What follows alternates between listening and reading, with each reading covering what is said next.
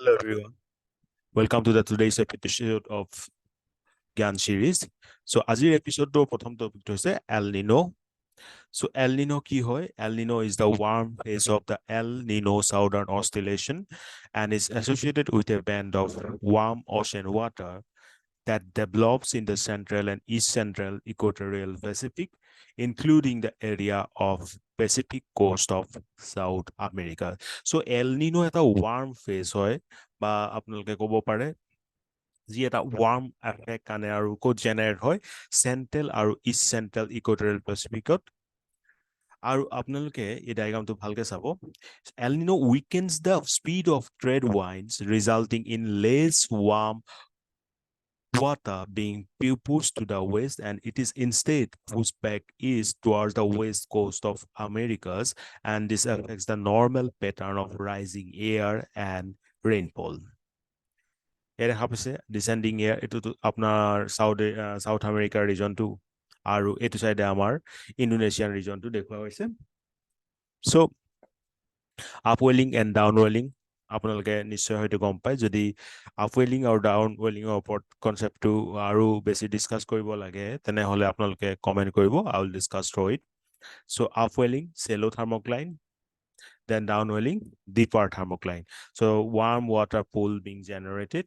So their warming effect is there, and because of here, this El Nino drought conditions prevailed here. Descending dry air, rising moist air. Okay. Now, এতিয়া প্ৰথম কথা এয়া দেখিছে code generate হৈছিলে তাৰ পৰা L Ninoto আহি পেলাই আমাৰ এইটো ইণ্ডিয়ান অcean authority ইণ্ডিয়াৰ ওপৰত এফেক্ট পেলায় ৰাইট আৰু ভালকে ডায়াগ্ৰামটো লক্ষ্য কৰিব okay so normal yearত এয়া হয় this is normal year and equatorial winds gather warm water pull towards the west cold water along the South American coast, and this is the normal year condition. Now if El Nino year, then what happened?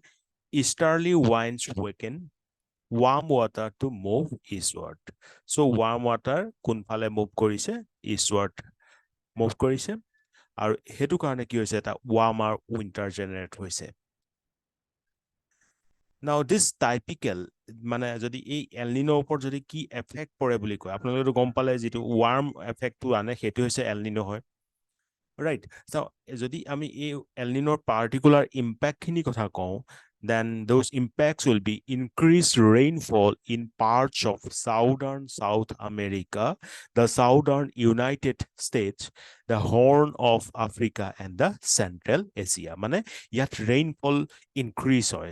It can also cause severe drought over Australia, Indonesia, and parts of southern Asia. Okay, anhate Australia, Indonesia, aru southern Asia drought condition to লৈ আনে L নিনোৰ ফলত এফালে আমি দেখিছো United State Horn of Africa Central Asia Southern South America ইয়াত ৰেইনফলটো increase কৰায় কিন্তু আনফালে অষ্ট্ৰেলিয়া ইণ্ডোনেছিয়া আৰু সাউদাৰ্ণ এছিয়াত ড্ৰট বৃদ্ধি পায় During summer in the northern hemisphere, El Nino's warm water can fuel hurricanes in the central or eastern Pacific Ocean, and it can hinder hurricane formation in the Atlantic Basin.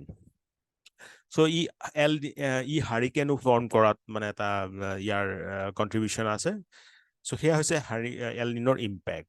Now, যদি আমি ইন্ডিয়াৰ ফালৰ পৰা চাওঁ El Nino challenge, India faces a potential 4% shortfall in the monsoon rainfall. So এটা point note down কৰি ৰাখিব rainfall কম হয় monsoon rainfall কম হয় এই El Ninoৰ ফলত আমি ইতিমধ্যে দেখিলো অষ্ট্ৰেলিয়া ইণ্ডোনেছিয়া এইবিলাকত ড্ৰট কন্ডিশন আনে সিমিলাৰলি অলপ আতৰটো আমাৰ ভাৰতখন আছে তাতো কি হয় মনসুন ৰেইনফল শৰ্টেজ লৈ আনে এই এল নিনোৰ ফলত Okay, Punjab, Haryana, Rajasthan, Uttar Pradesh expected to experience reduced rainfall in August and September.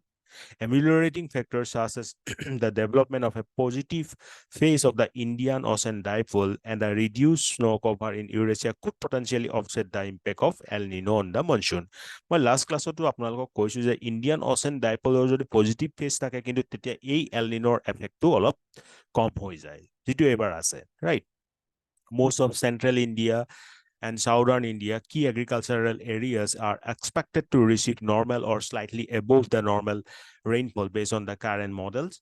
The development of an El Nino, a cyclical phenomenon of warming in the Central Pacific, is believed to be the key factors of affecting this monsoon, and it is linked to the diminished rainfall in the certain parts of India. কিন্তু মই ultimately কৈছো এই El Nino effect অলপ হলেও আপোনাৰ positive Indian Ocean dipole ফলত কমি যায় okay private weather agency SkyMet predicts a below of normal monsoon at 94% of the LPA with Punjab এইটো আমি কলো আৰু next কথা হৈছে El Nino might bring respite from the drought in the Horn of Africa other La Nina related impacts but could also trigger more extreme weather and climate events. Yare opposite to hoise El Nino to apnaloke gomal warming phase lo ane kintu tar opposite to hoise amar La Nina, right?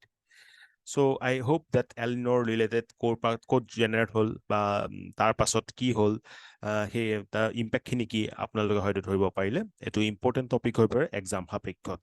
Next topic to le ami ahu aru next topic to is the Ancient Monuments and Archaeological Sites and Remains Act, that is Apsc Act.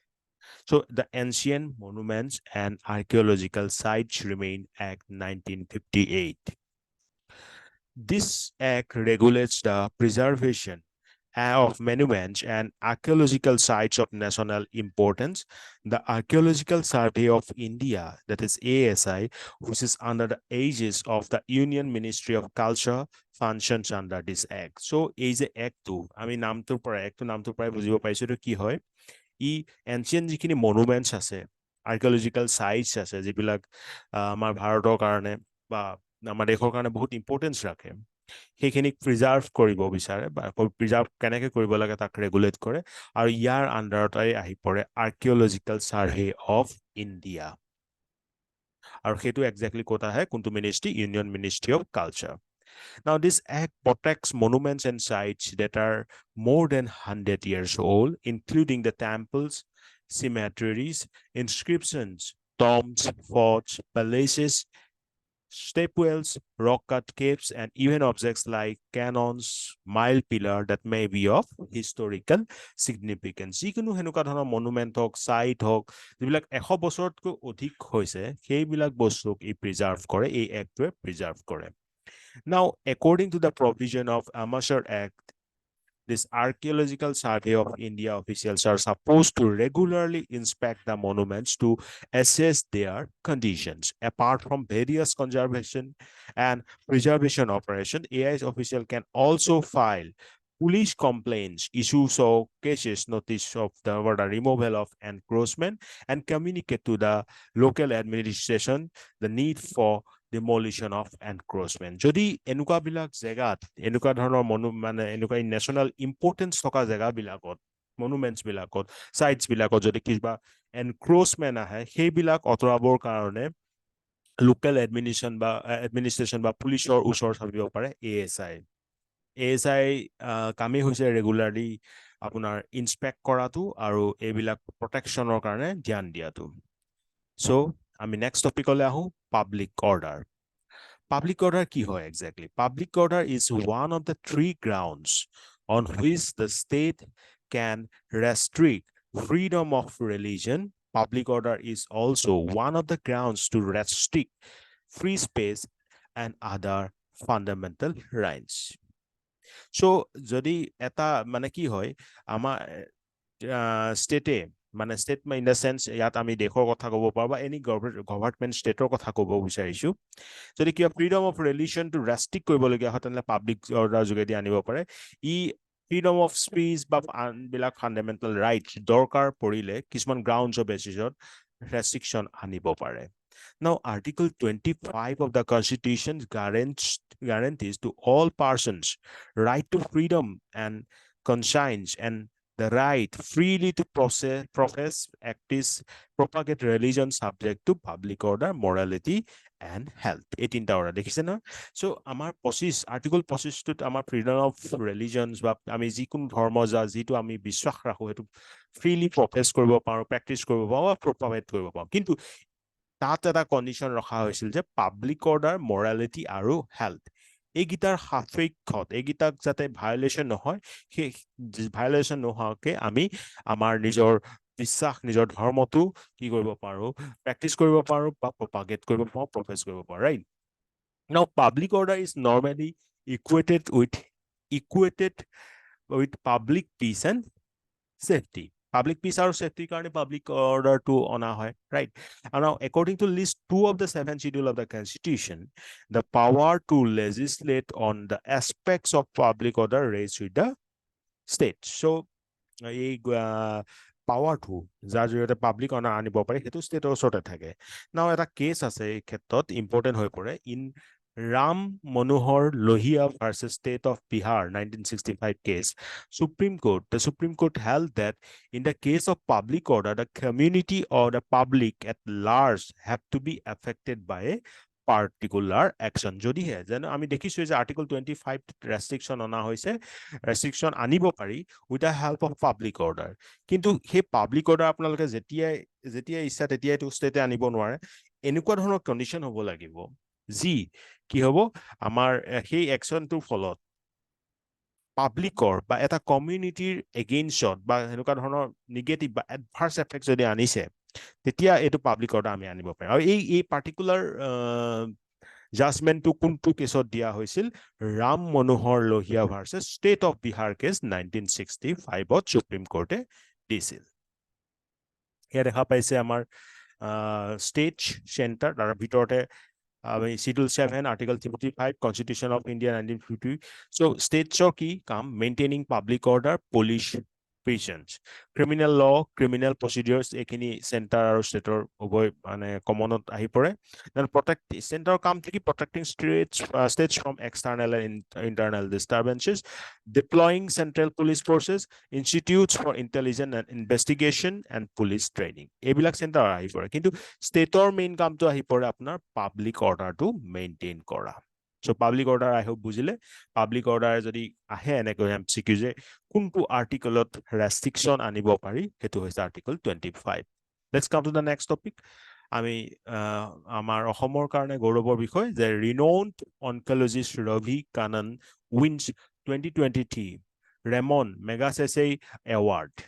Okay, so এই Ravi Kannan তেখেত এজন অনকলজিষ্ট হয়, cancer বিশেষজ্ঞ হয়। তেখেত অসমৰ cancer Cachar cancer হস্পিটেলত তেখেত এতিয়া কৰ্মৰত আৰু he receives the prestigious 2023 Ramon Magsaysay Award for his impactful work. এই Ramon Magsaysay Award to generally social welfare টাইপৰ কাম বিলাকত কন্ট্ৰিবিউশন বিলাকক হেনেকুৱা ভাল কন্ট্ৰিবিউশন বিলাকক সন্মান জনাবৰ কাৰণে এই এৱাৰ্ডটো দিয়া হয়। এইটো মনা যায় যে এইটো এটা বহুত ডাঙৰ এৱাৰ্ড হয়, আমাৰ এছিয়াৰ নোবেল এৱাৰ্ডৰ বুলিও ক'ব পাৰি। So the prestigious Ramon Magsaysay Award often referred to as the Asian equivalent of Nobel Prize.